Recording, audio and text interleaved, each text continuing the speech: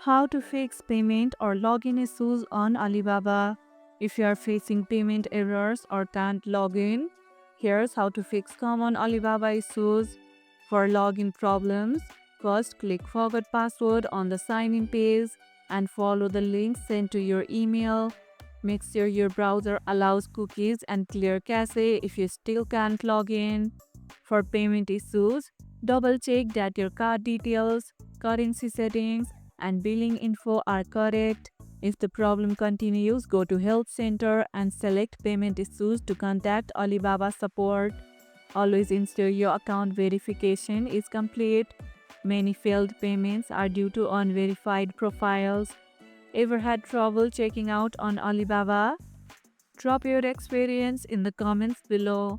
And that's how you can fix payment or login issues on Alibaba. And if this video helped, hit the like button, share it, subscribe, and leave a comment. Thanks for watching, and I'll see you in the next one.